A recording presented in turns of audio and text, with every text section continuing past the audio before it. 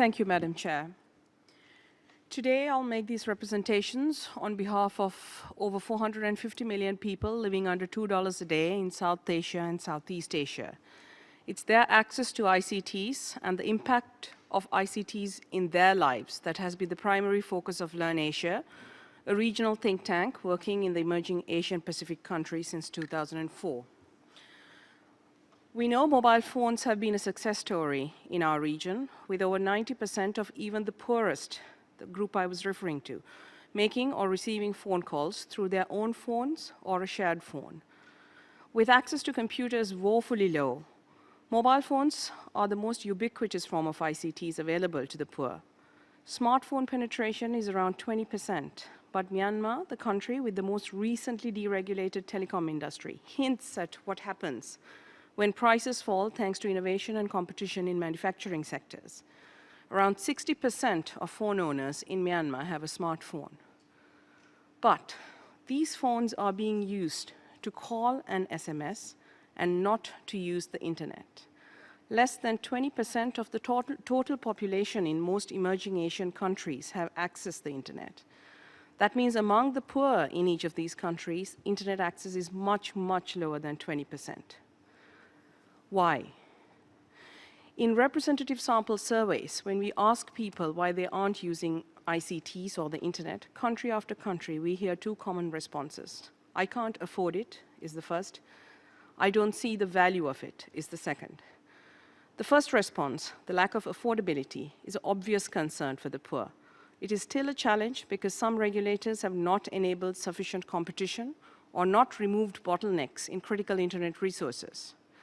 Many countries, on the other hand, such as India, Sri Lanka, Indonesia, Bhutan, Thailand, and Pakistan, have met the Broadband Commission's target of broadband access costing less than 5% of income, at least for many entry-level broadband packages. And yet, these countries continue to have only 20% of their total populations online. So the focus on affordability is necessary, but not sufficient. Quality is the flip side of affordability.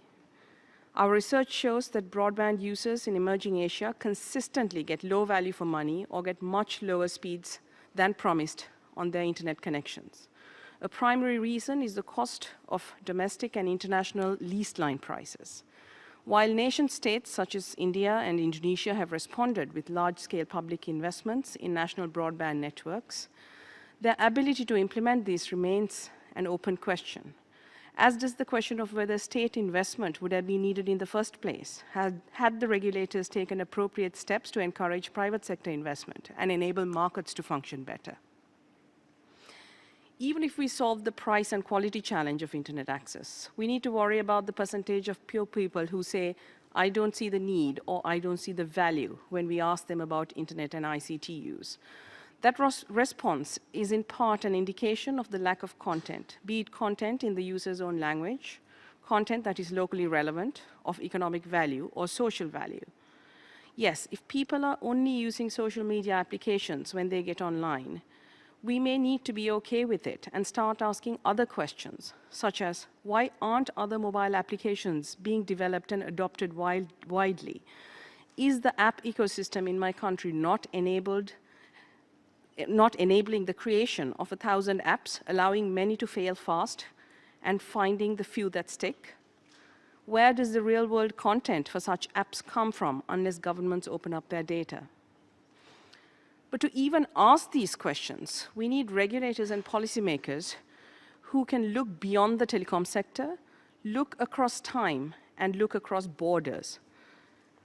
For example, going back to zero rating, how should they respond as regulators to the zero rating content issue? At one extreme, it could be the biggest positive boost needed to get our people online. At the other extreme, it could be the biggest negative, worsening the digital participation gap faced by the poorest in our countries by keeping them behind walled gardens. The details of the zero rating implementation, the specifics of it, may have positive or negative impacts on mobile app developers, entrepreneurs, and innovators. Acting too fast or too slow may completely lock out or completely enable future innovation. But when the impacts of such a phenomena and many others are as yet unknown, What we need are policymakers and regulators who can watch and monitor the effects in anticipation of possible and imminent action. Instead, we are in danger of having regulators in our region who automatically import regulatory models from developed countries, which have a totally different context and aren't relevant in ours. Price, quality, content are pieces of the puzzle. Lack of capabilities among users is one more, especially among the poor. Lack of awareness is another big piece, something that results from the failing of the ICT for development stakeholder community to make the internet relevant to people's lives in the same way as water, energy, or roads, all equally important enabling infrastructures. This in turn hints at the need for systematic and rigorous evidence on how the internet and ICTs is improving people's lives. That's how this becomes relevant. In other words, how do we contribute to the Sustainable Development Goals? Thank you.